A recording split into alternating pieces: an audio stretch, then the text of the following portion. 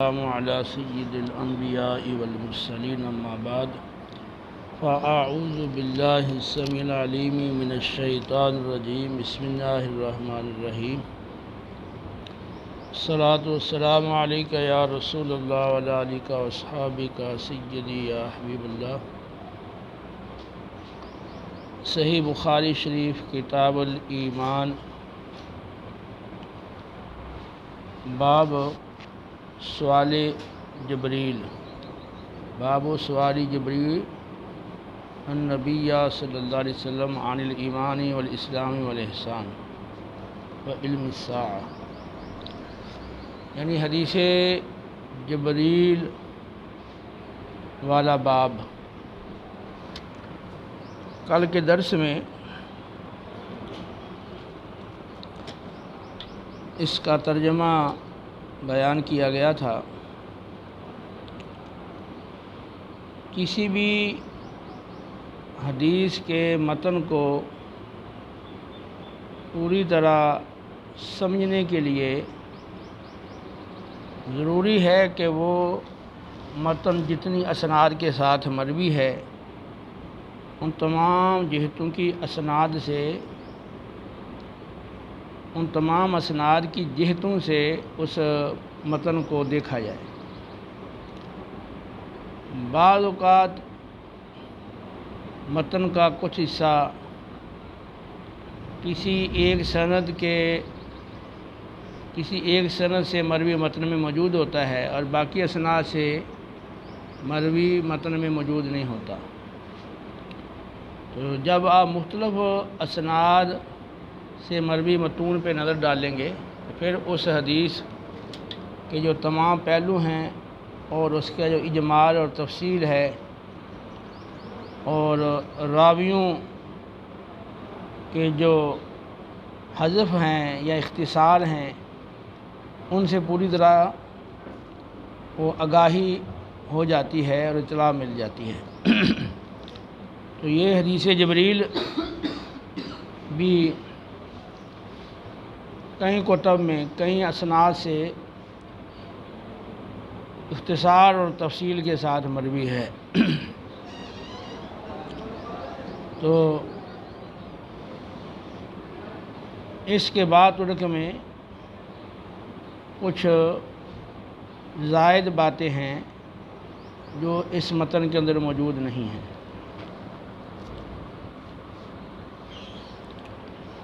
صحابہ کرام علیہم رضوان نے جب دیکھا کہ رسول اللہ صلی اللہ علیہ وسلم ہمارے ساتھ مل کر بیٹھتے ہیں، جس کی وجہ سے باہر سے آنے والے اجنبی لوگ آپ کو پہچان نہیں سکتے اور انہیں پوچھنا پڑتا ہے آپ صلی اللہ علیہ وسلم کے بارے میں، تو صحابہ علیہ رضوان نے رسول اللہ صلی اللہ علیہ وسلم سے اس بات کی اجازت لی کہ آپ کے لیے ایک چبوترا بنا دیں اور آپ صلی اللہ علیہ وسلم اس پر تشریف فرما ہوں تاکہ باہر سے آنے والا شخص وہ آپ کو نمایاں مقام پر تشریف فرما ہوتے دیکھ کر پہچان لے کہ آپ صلی اللہ علیہ وسلم ہی نبی ہیں۔ تو لہذا آپ صلی اللہ علیہ وسلم کے لیے ایک چبوترا بنایا گیا جس پہ آپ تشریف فرما تھے۔ جبریل علیہ السلام انسانی شکل میں اور ایک اعرابی کی شکل میں حاضر ہوئے اور آپ صلی اللہ علیہ وسلم سے قریب آنے کی اجازت مانگی۔ آپ صلی اللہ علیہ وسلم نے انہیں قریب آنے کی اجازت دی، تو انہوں نے متعدد مرتبہ کئی بار آپ سے قریب آنے کی اجازت چاہی اور آپ نے انہیں اجازت عطا فرمائی۔ تو اب وہ آپ صلی اللہ علیہ وسلم کے بالکل قریب ہو گئے اور اپنے گھٹنے رسول اللہ صلی اللہ علیہ وسلم کے گھٹنوں کے ساتھ ملا دیے اور اپنے ہاتھ اپنے جانبوں پر یا رسول اللہ صلی اللہ علیہ وسلم کے جانبوں مبارکہ پر اور رکھ دیے۔ یہ ایک خاص ادب کی حالت ہوا کرتی ہے۔ ان کے کپڑے انتہائی سفید اور شفاف تھے، ان کے بال بالکل سیاہ تھے، چہرہ بڑا خوبصورت تھا اور خوشبو سے معطر اور مہک رہے تھے۔ یہ ان کا حلیہ تھا، اور اس حلیے کے ساتھ اور آپ سے قرب کی اجازت مانگ کر آپ کے بالکل قریب ہو کر خاص ادب کی حالت میں بیٹھ گئے۔ تو اس میں متعدد رہنمائی کے پہلو ہیں کہ جو لوگوں میں دینی اعتبار سے زیادہ معظم ہیں اور لوگوں کو جن کی طرف رجوع کی حاجت ہوتی ہے، اگر ان کے لیے ایسی نشستگاہ بنائی جائے جس سے آنے والوں کو پہچاننے میں دشواری نہ ہو اور وہ آسانی سے ان کی طرف دینی امور میں رجوع کر سکیں، تو یہ ایک مستحسن عمل ہے، جیسا کہ صحابہ کرام علیہم رضوان نے رسول اللہ صلی اللہ علیہ وسلم کے لیے ایک نشستگاہ چبوترے کی شکل میں بنائی تھی، جس کی وجہ سے باہر سے آنے والے اجنبی لوگ آپ کو پہچان لیتے تھے۔ اور پھر ان کا جو حلیہ تھا کہ کپڑے بالکل صاف شفاف سفید رنگ کے اور بال بالکل سیاہ اور معطر اور خوشبو سے وہ معطر تھے، چہرہ خوبصورت تھا۔ تو طالب علم جتنا صاف ستھرا ہوگا، اس کے کپڑے صاف ہوں گے اور صفائی ستھرائی کا جتنا خیال کرے گا، ایک تو علم دین کی تعلیم کے لیے یہ ایک اچھی چیز ہے، دوسرا استاد کی توجہ اس کی طرف زیادہ ہوگی بمقابلے اس کے کہ وہ میلا کچیلا ہو اور گندہ ہو، تو ظاہر سی بات ہے کہ اس میں وہ توجہ ایک طبعی طور پر کم ہو جاتی ہے۔ بال سیاہ تھے، اس میں اشارہ ہے کہ حصول علم دین کا بہترین زمانہ وہ جوانی کا زمانہ ہے، اگرچہ بڑھاپے میں بھی علم سیکھنا وہ محمود اور مطلوب ہے۔ صحابہ کرام علیہ رضوان جو بڑھاپے میں یا ادھیڑ عمر میں یا جوانی کے بعد والی عمر میں ایمان لائے تھے، تو وہ جس عمر میں بھی ایمان لائے ہیں اور اسی عمر میں انہوں نے علم دین سیکھا ہے۔ تو جس عمر کے حصے میں توجہ ہو گئی ہے، توفیق مل گئی ہے اور اسباب میسر آ گئے ہیں، تو وہ علم دین حاصل کرے۔ اب یہ نہ سمجھے بھی میری جوانی کا زمانہ گزر گیا ہے، لیکن بہترین زمانہ وہ جوانی کا زمانہ ہے، کیونکہ آدمی کی جسمانی طاقت بھی اور آدمی کی جسمانی جو قوتیں ہیں وہ بھی، اور عمومی طور پہ جو تندرستی اور صحت ہے وہ بھی،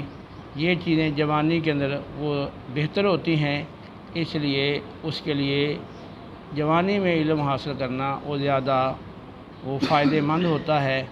اور یادداشت بھی جوانی میں وہ بہتر ہوتی ہے۔ پھر جب عمر ڈھل جاتی ہے، بڑھاپا آ جاتا ہے، دیگر جسمانی قوتوں کی کمزوری کے ساتھ دماغ کی یادداشت وہ بھی کمزور ہو جاتی ہے۔ تو پھر اس میں یہ بات ہے کہ جو شاگرد ہے وہ جتنا قریب ہو کر بیٹھے گا، بات اتنے اچھے طریقے سے سمجھ سکے گا۔ تو عمومی طور پر جو سمجھدار طلباء ہیں وہ قریب ہو کر بیٹھتے ہیں تاکہ اچھے طریقے سے بات کو سن سکیں اور سمجھ سکیں، اور جن کو سبق یاد نہیں ہوتا یا سبق یاد نہیں کرتے یا دلچسپی نہیں ہوتی، یہ استاد کوئی سبق نہ سن لیں، کوئی بات نہ پوچھ لیں، وہ پھر دور دور رہتے ہیں اور پھر وہ بات اچھی طرح سے سمجھ نہیں پاتے، بعض اوقات آواز نہیں پہنچتی، اور بعض دفعہ کوئی بات ہے اس کے ساتھ کسی اشارے کا تعلق ہوتا ہے یا لکھ کر کوئی بات سمجھانی ہے تو دور والے کو وہ بات آسانی سے سمجھ میں نہیں آتی۔ پھر یہ ہے کہ ادب کے ساتھ وہ بیٹھے ہیں، تو یہ جو ادب ہے تو طالب علم ہے وہ اپنے معلم کا ادب کرے تو وہ اس کے علم کے حصول میں برکت کا باعث ہوتا ہے۔ تو یہ بعض اسی حدیث کے بعض اسناد سے مروی متن کے اندر جبریل علیہ السلام کا یہ پورا حلیہ ذکر کیا گیا ہے اور رسول اللہ صلی اللہ علیہ وسلم کی نشستگاہ کا ذکر کیا گیا ہے۔ اچھا، ان کے بدن کے اوپر کوئی سفر کے آثار نہیں تھے، جس طرح سفر سے آدمی آتا ہے اس پہ گرد و غبار ہوتا ہے، کوئی مٹی ہوتی ہے، کوئی تھکاوٹ کے آثار ہوتے ہیں، تو ان کے اوپر اس طرح کا کوئی اثر ظاہر نہیں ہو رہا تھا جس سے یہ لگتا تھا بھی یہ کوئی یہیں کے آدمی ہیں، اور پھر یہ کہ ان کو کوئی پہچانتا نہیں تھا، تو اگر یہاں کے ہوتے تو کوئی نہ کوئی پہچانتا ہوتا، تو اس وجہ سے وہ صحابہ تعجب کے اندر تھے کہ بظاہر یہ ہے وہ یہاں کا بندہ نہیں لگتا کیونکہ ہم میں سے کوئی بھی نہیں جانتا، لیکن بظاہر یہ مسافر بھی نہیں لگتا کہ سفر کے اس پہ آثار نہیں ہیں، اصل میں وہ تو فرشتے تھے۔ تو اس وجہ سے ان پر سفر کے آثار نہیں تھے اور پہچانتا بھی کوئی نہیں تھا، تو صحابہ کے لیے بات تعجب کا باعث تھی۔ اب انہوں نے رسول اللہ صلی اللہ علیہ وسلم سے سوالات کا سلسلہ شروع کیا تاکہ آپ جوابات دیں اور حاضرین توجہ سے سنیں اور وہ اپنے دین سے متعلق اہم باتوں کو جان سکیں۔ اور یہ واقعہ بھی آپ صلی اللہ علیہ وسلم کے عمر مبارک کے آخری حصے کا واقعہ ہے۔ تو جبریل علیہ السلام نے ایمان کے بارے میں اور اسلام کے بارے میں اور احسان کے بارے میں اور وقوع قیامت کے بارے میں اور قیامت کی نشانیوں کے بارے میں سوالات کیے، تو آپ صلی اللہ علیہ وسلم نے ان سوالوں کے انہیں جوابات دیے۔ ایمان کے بارے میں ان کا جب سوال ہوا کہ ایمان کیا ہے، تو آپ صلی اللہ تعالیٰ علیہ وسلم نے اس سوال کے جواب میں ایمان کے جو ارکان ہیں وہ بیان فرمائے۔ 5 ارکان ایمان کے ہیں اور 5 ارکان اسلام کے ہیں۔ ایمان کے ارکان: ایمان باللہ، ایمان بالملائکہ، ایمان بالکتب، ایمان بالرسل یا بالانبیاء اور ایمان بالآخرت۔ جو تقدیر ہے، اچھی بری تقدیر، یہ اللہ کی طرف سے ہے۔ جو کچھ ہو گیا ہے، ہو رہا ہے، ہونے والا ہے، یہ سب اللہ رب العالمین کی مشیت کے تحت ہے اور اللہ تعالیٰ کے پہلے سے طے کردہ فیصلے کے مطابق ہے، اور اللہ کو ان سب کا سب پہلے سے علم ہے۔ تو یہ جو تقدیر ہے، یہ علم ازلی، جو اللہ تعالیٰ کا علم ازلی ہے، اس کے ساتھ اس کا تعلق ہے۔ جب ہم اللہ تعالیٰ کی ذات، اللہ کی صفات پر ایمان رکھتے ہیں تو اللہ کی صفات میں جو صفت علم ہے کہ اللہ تعالیٰ پہلے سے ہی جانتا ہے اور اس کو علم ہے کہ آئندہ کیا ہونے والا ہے۔ اللہ تعالیٰ نے مخلوقات کو پیدا کرنے سے 50,000 سال پہلے ان کی تمام تقدیروں کو لکھ دیا، جبکہ اللہ تعالیٰ کا عرش اس وقت پانی پر تھا۔ یہ مسلم کی حدیث ہے اور ترمذی کی حدیث ہے۔ جب اللہ تعالیٰ نے قلم کو پیدا کیا تو فرمایا کہ اے قلم لکھ، تو قلم نے عرض کیا کہ اے اللہ میں کیا لکھوں؟ فرمایا جو ہو چکا ہے اور جو ہونے والا ہے وہ سب لکھ دے، تو قلم نے سب لکھ دیا۔ تو اللہ رب العالمین نے اپنے علم کے مطابق جو آئندہ ہونا تھا وہ سب لکھ دیا ہے، اور وہ پہلے سے ایک طے شدہ اللہ کا فیصلہ ہے، تو اسی کو تقدیر کہا جاتا ہے۔ تو اس حدیث پاک کے اندر ایمان کے حوالے سے جو ذکر ہے، ایمان باللہ کا، ایمان بالملائکہ کا، اور اللہ تعالیٰ کی ملاقات کا، اور رسولوں پر ایمان کا، اور مرنے کے بعد اٹھائے جانے پر ایمان کا ذکر ہے۔ تو اس میں ایمان بالکتب کا ذکر صراحتاً نہیں آیا، اور تقدیر کا ذکر بھی یہاں صراحتاً نہیں کیا گیا۔ تو باقی یہ حدیث باقی جو اسناد سے مروی ہے تو ان کے اندر اس کا ذکر بھی موجود ہے، تقدیر کا ذکر بھی موجود ہے، اور خاص طور پہ یہ حدیث مبارکہ جب عبداللہ بن عمر نے آگے بیان فرمائی ہے تو یحییٰ بن یعمر اور حمید جو ہیں وہ دو شخص منکرین تقدیر کے بارے میں جاننے کے لیے مدینہ منورہ آئے تھے۔ ان کی خواہش تھی کہ ہمیں کاش کوئی صحابی مل جائے تاکہ ہم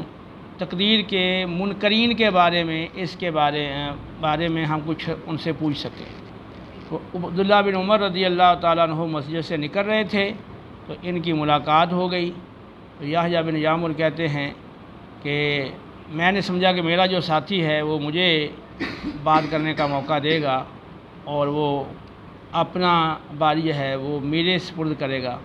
تو میں نے اس وجہ سے کلام شروع کیا اور عبداللہ بن عمر رضی اللہ تعالیٰ سے پوچھا کہ ہمارے علاقے میں کچھ لوگ ہیں جو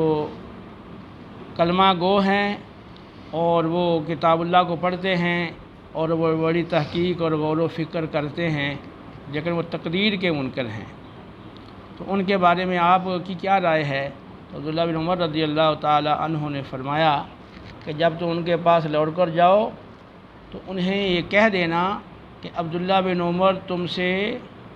بری ہے اور بیزار ہے، اور تم عبداللہ بن عمر سے بری اور بیزار ہو۔ اور یہ بھی تصریح ہے کہ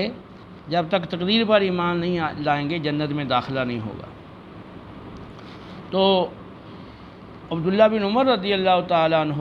نے انہیں تقدیر کے حوالے سے کہ تقدیر پر ایمان ضروری ہے یہی حدیث پاک بیان کی، اور اس کے اندر یہ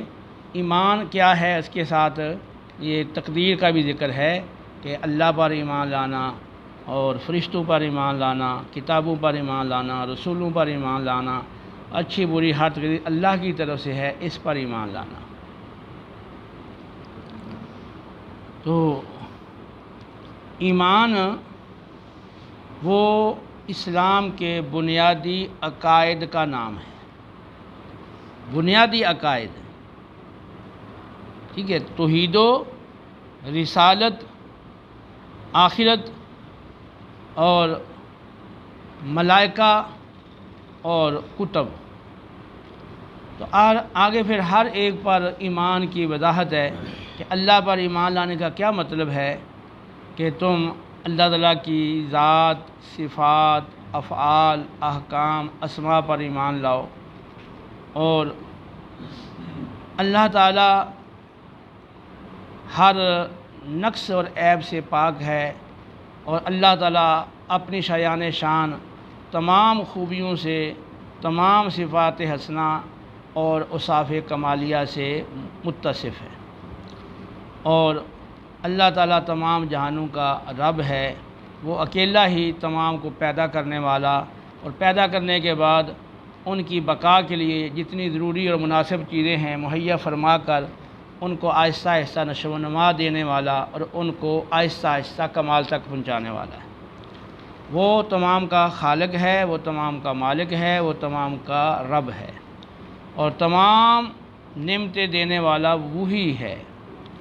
تو اللہ کے بارے کے اندر یہ جو عقیدہ ہے وہ بندے کے اندر اللہ تعالیٰ کی محبت اور اللہ تعالیٰ کا خوف و خشیت اور اللہ تعالیٰ کی عظمت و جلالت اور اللہ تعالیٰ کی اطاعت و فرمانبرداری اور اللہ تعالیٰ کی ذات سے کمال درجے کا انس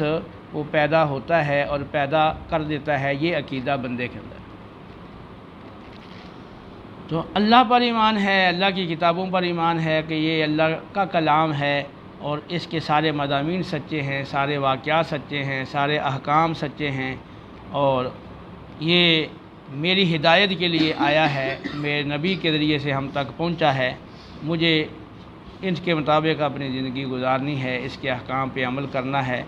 اللہ کی رضا کے حصول کا یہی واحد طریقہ ہے کہ میں اس کی ہدایات پہ عمل پیرا رہوں،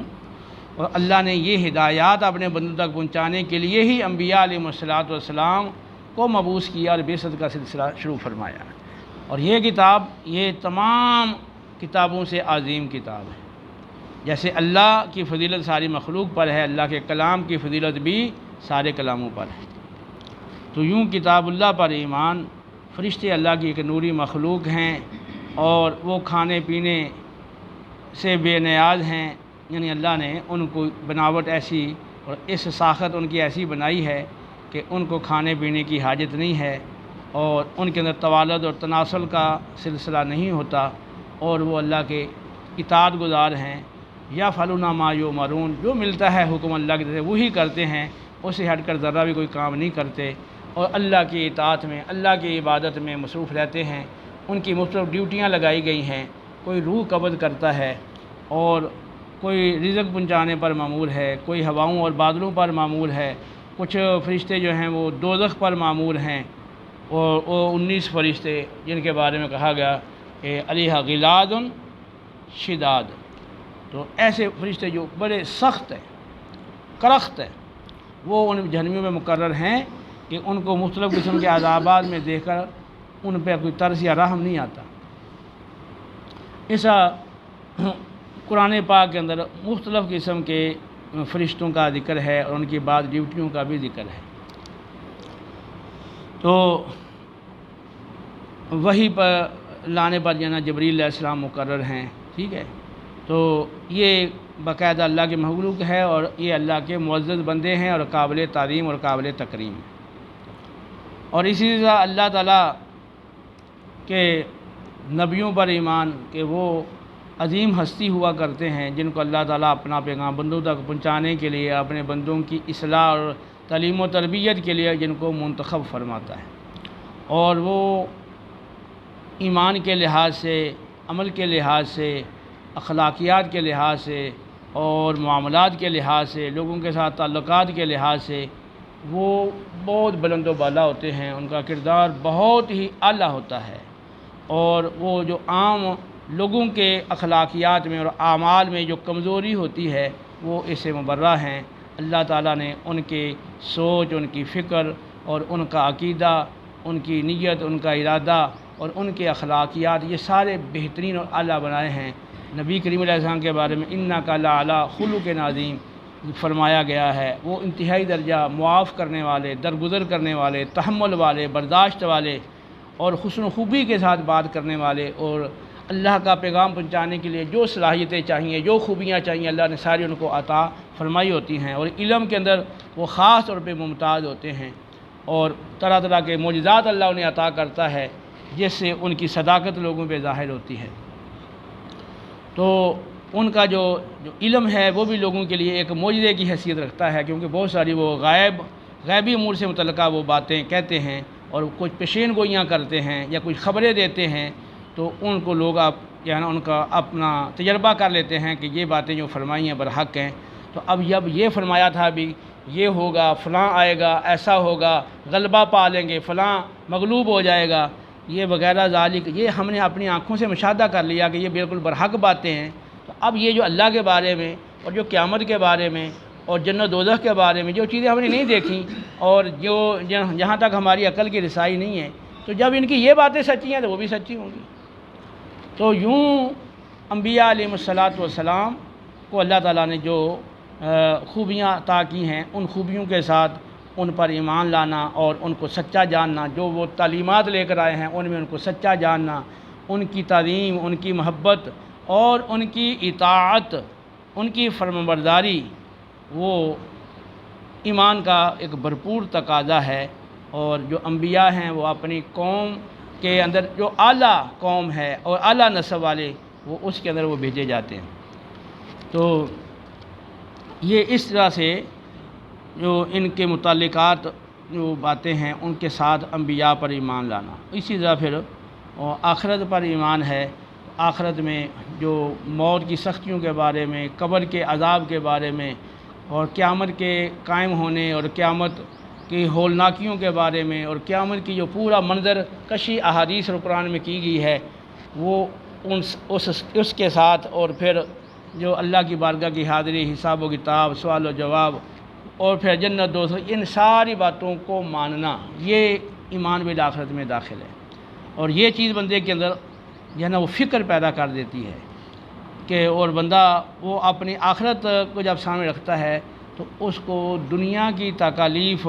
بڑی سی بڑی بھی وہ آخرت کے مقابلے میں بالکل ہیچ اور معمولی نظر آتی ہیں۔ تو پھر وہ آخرت کے عذاب سے بچنے کے لیے دنیا کی بڑی سے بڑی تکلیفیں بھی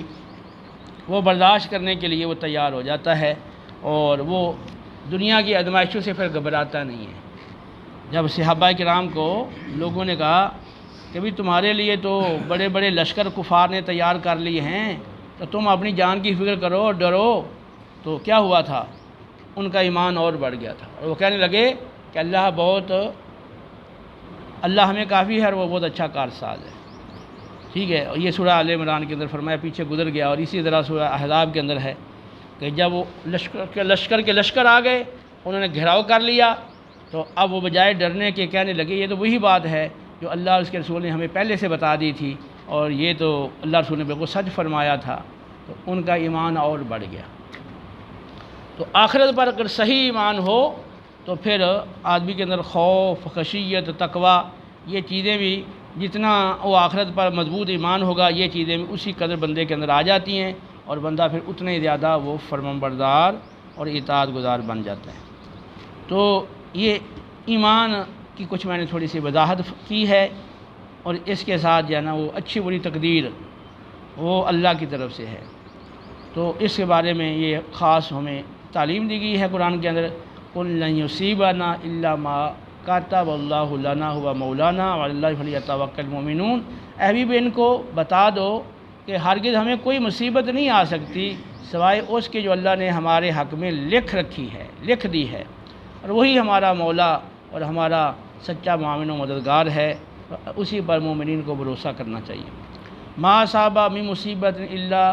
باذن اللہ، جو بھی مصیبت آتی ہے وہ اللہ کے اذن سے آتی ہے، اس کے بغیر نہیں آ سکتی۔ ما اصاب من مصیبت فی الارض ولا فی انفسکم الا فی کتاب من قبل ان نبرأها ان ذلک علی اللہ یسیر لکی لا تأسوا علی ما فاتکم ولا تفرحوا بما آتاکم۔ زمین میں جو مصیبت نازل ہوتی ہے، تمہاری جانوں کو جو مصیبت پہنچتی ہے، تو وہ اللہ نے پہلے سے ہی اس کو لکھ رکھا ہے، اور یہ بات اللہ پہ بڑی آسان ہے، اور اللہ نے یہ تقدیریں پہلے ہی لکھ دی ہیں، وہ اس لیے تاکہ تم جو چیز جاتی رہے تم سے اس پہ غم نہ کرو کہ کیوں چلی گئی ہے، اور جو آ جائے اور مل جائے اس پہ اتراؤ نہیں، فخر نہ کرو کہ کوئی تمہارا تو کمال نہیں ہے، یہ تو اللہ نے تمہارے حق میں لکھی تھی تو تمہیں مل گئی ہے، یہ تو اللہ کا فضل ہے۔ تو اب تقدیر پر جب ایمان ہے کہ جو لکھا ہے وہ ہونا ہے، یہ بندے کے اندر کمال درجے کا توکل پیدا کر دیتا ہے۔ اب رسول اللہ صلی اللہ علیہ وسلم آپ لیٹے ہوئے ہیں، یوں ہی آنکھ کھلی تو دیکھا کہ عرابی نے میری تلوار پکڑی ہوئی ہے اور اوپر کھڑا ہوا ہے ایک خاص پوزیشن کے ساتھ، اور کہہ رہا ہے کون بچائے گا آپ کو مجھ سے؟ اللہ، میرا اللہ بچائے گا۔ کوئی اچھا عام بندہ ہو تو یہ پوزیشن دیکھ لے تو وہ تو بالکل حواس باختہ ہو جائے نا، حواس جواب دے جائیں گے بالکل۔ ہمارے سامنے اچانک کوئی پسٹل لے کے آ جائے اور یوں ہمارے تان کے کھڑا ہو جائے، بے شک وہ نقلی پسٹل ہی ہو، تو ہم اتنے گھبرا جائیں گے کہ ہمارے حواس کام کرنا چھوڑ دیں گے۔ لیکن جب توکل ہو بھی جو ہونا ہے اللہ کی طرف سے ہونا ہے، جو ہونا ہے وہ ہو کر ہی رہنا ہے، وہ ٹل نہیں سکتا۔ جب یہ اس کا یقین ہے تو پھر وہ اس کے لیے تیار ہے، اس کے لیے پھر وہ بندہ جو ہے نا وہ اتنا زیادہ وہ حواس باختہ نہیں ہوتا اور وہ پر اطمینان رہتا ہے۔ تو آپ کا چونکہ توکل کمال درجہ تھا اللہ کی ذات پر اور تقدیر پر ایمان، تو اس لیے آپ کے اندر کوئی کسی قسم کا کوئی تغیر، کوئی تفکر، کوئی پریشانی وہ نہیں آئی، اور آپ نے ان کو بڑے اطمینان سے جواب دیا کہ اللہ مجھے بچائے گا۔ بس یہ کہنا تھا کہ پھر اس پہ کپ کپی طاری ہوئی اور تلوار اس کے ہاتھ سے گر گئی، تو آپ صلی اللہ علیہ وسلم نے اس کو اٹھا لی اور فرمایا کہ ہاں تم بتا اب تجھے کون بچائے گا؟ پھر وہ معافی مانگنے لگ گیا، تو آپ صلی اللہ علیہ وسلم نے اس کو معاف کر دیا۔ تو یہ ایمانیات ہیں۔ نبی کریم علیہ السلام نے جبریل علیہ السلام کے سوال کرنے پر آپ نے یہ ایمانیات کے بارے میں حاضرین کو بتایا۔ اور پھر دوسری بات اسلام کے حوالے سے کہ بھی اسلام کیا ہے، تو اس میں اسلام کے آپ نے ارکان ہیں وہ بیان فرمائے ہیں۔ توحید و رسالت کی گواہی دینا، نماز کی پابندی کرنا، زکوٰۃ ادا کرنا، ماہ رمضان کے روزے رکھنا اور حج کرنا۔ بنی الاسلام علی خمس، اسلام کی بنیاد ان 5 ارکان اور ستونوں پہ رکھی گئی ہے۔ اب یہاں جو ذکر ہے یہ ہے کہ جب اس نے پوچھا کہ اسلام کیا ہے، تو آپ نے فرمایا کہ ان تعبد اللہ ولا تشرک بہ، کہ تم اللہ کی عبادت کرو اور اس کے ساتھ کسی کو شریک نہ ٹھہراؤ۔ تو بعض جگہ پر ہے کہ اس بات کی گواہی دینا کہ اللہ کے سوا کوئی عبادت کے لائق نہیں اور بے شک محمد صلی اللہ علیہ وسلم اللہ کے بندے اور رسول ہیں۔ تو مختلف انداز سے یہ توحید و رسالت کی گواہی کا ذکر کیا گیا ہے اس حدیث کے اندر، مختلف احادیث میں مختلف الفاظ آئے ہیں۔ اقامت صلاۃ کا ذکر ہے اس میں، اور فرض ادا کی زکوٰۃ کی ادائیگی کا ذکر ہے، رمضان کے روزے کا ذکر ہے، اور اس میں حج کا ذکر نہیں کیا گیا۔ باقی اگر آپ طرق دیکھیں گے تو ان میں آپ کو یہ چیزیں بھی مل جائیں گی۔ توحید و رسالت کی گواہی اور جو ارکان ہیں پورے کے پورے بھی آپ کو بعض طرق میں مل جائیں گے۔ اب ان کا مقصود کیا ہے؟ اسلام اصل ہوتا ہے کہ اپنے آپ کو سپرد کر دینا۔ اسلام کا معنی اپنے آپ کو جھکا دینا، اپنے آپ کو سپرد کر دینا۔ تو جس طرح مردہ زندے کے ہاتھ میں ہوتا ہے، مردہ بدستے زندہ، تو جس طرح زندہ آدمی کے ہاتھ میں مردہ ہے، تو مردے کی اپنی تو کوئی حرکت نہیں ہوتی، اور زندہ جو ہے غسل دینے والا وہ جیسے اس کو دائیں بائیں اوپر نیچے اس کو ہلائے پلٹے تو اس طرح وہ حرکت کرے گا، اس کی اپنی کوئی حرکت نہیں۔ تو بندہ ہے وہ اپنے آپ کو اللہ کے سپرد کر دے، اب اس کی اپنی کوئی مرضی نہ ہو، اپنی کوئی خواہش نہ ہو، اپنے ارادے سے کچھ نہ کرے، جو اللہ کی رضا ہے، جس میں اللہ کی رضا ہے وہ اسی کا ارادہ کرے، وہی کام کرے، اپنے آپ کو مکمل طور پہ اللہ کے سپرد کر دے۔ تو یہ سپردگی جو ہے، یہ جو تسلیم نفس ہے، یہ اصل میں اسلام ہے۔ اور یہ جو 5 باتیں یہاں بتائی گئی ہیں اسلام کے ارکان، تو جب یہ پورے طور پر بندے کے اندر پائی جائیں گی اور جو بندہ ان ارکان اسلام کا بھرپور عامل ہوگا تو وہ لازماً اپنے آپ کو وہ اللہ کے سپرد کر دینے والا ہوگا، وہ مکمل اللہ کی رضا کا طلبگار ہوگا، اور اللہ کی رضا اس کے محور اور مرکز ہو جائے گی پوری توجہ کا اور پوری زندگی کی حرکات و سکنات کا۔ کیونکہ جب ایمان آپ لائے ہیں تو آپ نے اللہ سے عہد کر لیا ہے کہ اب جنت کے بدلے میں ہماری جان اور ہمارا مال اب تیری راہ میں صرف ہو۔ انما المؤمنون الذین آمنوا باللہ ورسولہ ثم لم یرتابوا وجاہدوا باموالہم وانفسہم فی سبیل اللہ اولئک هم الصادقون۔ حقیقت میں مومن وہ لوگ ہیں جو اللہ پر اور اس کے رسول پر ایمان لائے، جب ایمان آ گیا اب وہ کسی شک و شبہ میں نہیں پڑے، اب انہوں نے اپنی جانیں بھی اللہ کی راہ میں لگا دی، مال بھی اللہ کی راہ میں لگا دیے، مکمل اپنے آپ کو اللہ کے سپرد کر دیا۔ قرآن کہتا ہے اولئک هم الصادقون، یہ لوگ دعویٰ ایمان میں سچے ہیں۔ تو اگر ایمان درست ہے تو اس کا نتیجہ پھر وہ اسلام کی صورت میں اور کمال درجہ اطاعت کی صورت میں ظاہر ہوتا ہے، اور 5 ارکان اسلام ان کی بھرپور پابندی کی صورت میں ظاہر ہوتا ہے۔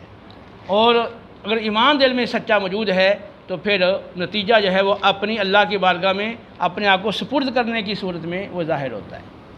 ٹھیک ہے، تو ایمانیات، ایمان ہو گیا، اس کے بعد اسلام آ گیا، یعنی مکمل طور پہ اپنے آپ کو اللہ کے سپرد کر دینا۔ تیسری چیز ہے احسان، کہ احسان کیا ہے؟ تو احسان کا مطلب ہے کسی چیز کو خوبصورت انداز سے، احسن انداز سے، جو اس چیز کے کرنے کا اعلیٰ سے اعلیٰ طریقہ ہے، اس طریقے سے اس چیز کو سر انجام دینا۔ بعض روایتوں کے اندر آیا ہے کہ عمل کا احسان کیا ہے؟ یہاں تو ہے نا عبادت کا احسان، یعنی جو جواب سے پتہ چلتا ہے کہ عبادت کا احسان پوچھا گیا، لیکن یہاں مطلق اصل احسان ہے۔ باقی طرق کو آپ دیکھیں گے تو اس میں تصریح ہے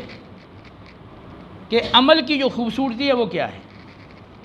تو مسلم کی حدیث ہے، اللہ نے بنی آدم پر ہر کام میں احسان، یعنی اس کو خوبصورت طریقے سے سر انجام دینا وہ لازم کر دیا ہے۔ قتل کرو تو بھی احسان کے ساتھ، ذبح کرو تو بھی احسان کے ساتھ، اور ذبح سے پہلے چھری کو تیز کر لو اور اپنے ذبیحے کو آرام پہنچاؤ۔ تو مطلب یہ ہے کہ جو بھی عبادات ہیں اور جو بھی معاملات ہیں اور دیگر جو بھی امور ہیں، امور زندگی، ہر کام کو احسن طریقے سے اور خوبصورت انداز سے، اور جو اس کے کرنے کا بہتر سے بہتر طریقہ ہے، اس طریقے سے اس کو سر انجام دو۔ تو یہاں پر یہ فرمایا کہ تم اللہ کے ایسے عبادت کرو گویا تم اسے دیکھ رہے ہو، اور اگر یہ نہ ہو سکے تو پھر یہ بات مستحضر رکھو کہ اللہ تمہیں دیکھ رہا ہے۔ تو اب پہلی چیز کیا تھی؟ ایمان۔ ٹھیک ہے، وہ ایمان دل میں آ گیا،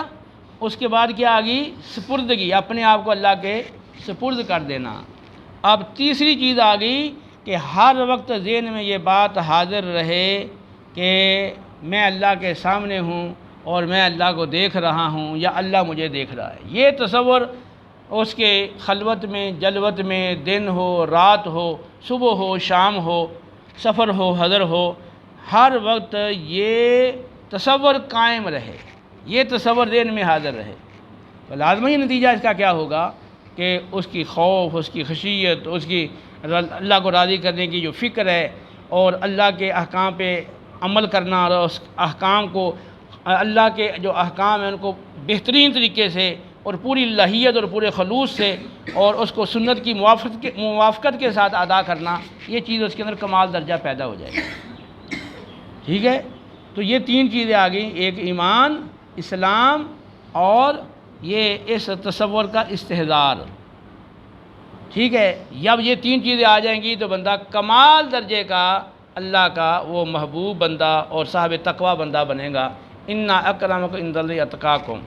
کہ تحت اللہ کی بارگاہ کا مقرب بندہ ہوگا۔ اب جبریل علیہ السلام جب یہ سوال کرتے تھے، انہوں نے ایمان کے بارے میں، اسلام کے بارے میں، احسان کے بارے میں سوال کیا، جب وہ سوال کرتے تھے آپ جواب دیتے تھے، تو پھر وہ کہتے تھے کہ صدقتا، آپ نے بالکل سچ کہا ہے، آپ نے بالکل ٹھیک کہا ہے، آپ نے درست کہا ہے۔ تو وہ صحابہ کرام رضوان بڑا تعجب کرتے تھے کہ بھی یہ کیسا شخص ہے، سوال کرتا ہے تو یوں لگتا ہے بھی یہ اجنبی ہے، جاہل ہے، اس کو پتہ نہیں، تو آپ بتا رہے ہیں، لیکن جب یہ تصدیق کرتا ہے اس کا مطلب یہ پہلے سے ہی جانتا ہے، اس لیے یہ کہہ رہا ہے کہ بالکل آپ نے صحیح بات کہی ہے، آپ نے بالکل سچ کہا ہے، یہ تصدیق کر رہا ہے۔ تو تصدیق تو وہ کرے گا نا جس کو پہلے سے علم ہو۔ تو اس لیے ہم بڑا تعجب کر رہے تھے۔ اور دوسرا یہ ہے کہ اس شخص نے نبی کریم علیہ السلام کا جس انداز سے تعظیم کی، ادب کیا اور اکرام کیا، تو وہ اس پر بھی صحابہ کرام علیہ رضوان وہ بڑے حیرت انگیز تھے، بھی ہم نے اس طرح کا آپ کی تعظیم اور اکرام جو ہے وہ پہلے نہیں دیکھا کسی شخص کو اس طرح کرتے ہوئے۔ پھر اس کے بعد یہ تین چیزیں مین ہیں، اور یہ بندے کے اندر آ جائیں نا تو بس یہ کہ بندہ صحیح معنوں کے اندر پھر وہ صراط مستقیم کا جو ہے نا مسافر بن جاتا ہے اور کامل ہدایت پہ آ جاتا ہے۔ اس کے بعد پھر اگلا سوال تھا بھی قیامت کب آئے گی، کیونکہ اس کے بارے میں لوگ سوالات کرتے رہتے تھے، تو بتانا مقصود تھا کہ یہ ایسی چیز ہے جو اللہ کی طرف سے پوشیدہ اور راز میں وہ رکھی گئی ہے۔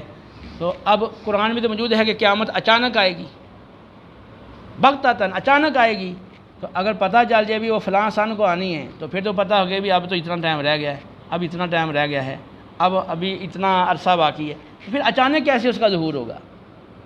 تو پہلے سے پتہ ہی نہ ہو کسی کو تو پھر اس کا آ جائے یکدم تو پھر یہ اچانک ہوگا نا۔ تو قرآن میں جب اس کا ذکر آ چکا ہے کہ اس نے اچانک آنا ہے تو اس لیے یہ نہیں ہو سکتا تھا کہ آپ اس کے بارے میں کوئی تعیین فرما دیں۔ ہاں البتہ آپ نے اس کے دن کے بارے میں اور اس کے دیگر جو متعلقات ہیں وہ آپ نے بیان فرمائے ہیں، لیکن اس کا جو سن ہے اور وہ سال ہے وہ آپ نے نہیں بتایا۔ قرآن میں بھی وہ فرمایا ہے کہ یا سالونک عن الساعۃ ایان مرساہا فیما انت من ذکرہا،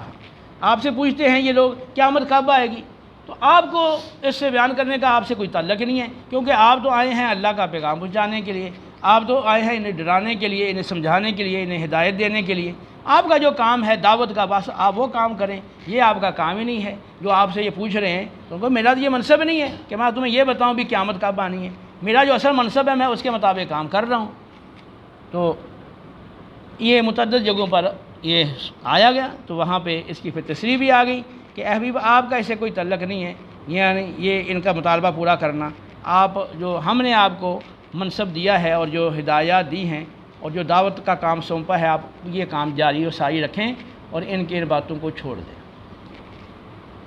تو آپ نے یہاں پر سر کو جھکا لیا، 3 بار سوال کیا گیا اور تینوں بار آپ نے سر جھکائے رکھا، اور پھر آپ نے کچھ دیر کے بعد سر اٹھا کے فرمایا کہ سائل جو ہے مسئول وہ سائل سے زیادہ نہیں جانتا، یہ کہہ کر اس بات کو واضح کر دیا لوگوں پر کہ اس بات میں بار بار سوال مت کرو کہ اس کا جواب آپ کو نہیں دیا جائے گا۔ اور اس کے بعد اس کا کچھ حصہ باقی رہ گیا ہے، اب ہمارا کیونکہ پیریڈ ختم ہو گیا ہے تو انشاءاللہ پھر بقیہ حصہ اس کا اگلے درس میں عرض کروں گا۔ اللہ تعالی ہم نے جو آج کا سبق پڑھا ہے خاص طور پہ ایمان اور اسلام اور احسان کے حوالے سے، اللہ تعالی ہمیں صحیح معنوں کے اندر ان چیزوں کا عامل بنائے اور یہ چیزیں بھرپور انداز میں ہمارے اندر آ جائیں، تاکہ ہمارا مطلوب زندگی ہے اللہ کا سچا بندہ بننا اور سچا عبادت گزار ہونا، وہ ہم پا لیں، جس کا ہم اللہ سے اقرار کرتے ہیں کہ ایاک نعبد و ایاک نستعین۔ یہ جو اللہ کی بارگاہ میں ہم اقرار اور اعتراف کرتے ہیں تو اس میں ہم ہر لحاظ سے وہ سچے ہوں اور کامل ہوں۔ وما علینا الا البلاغ۔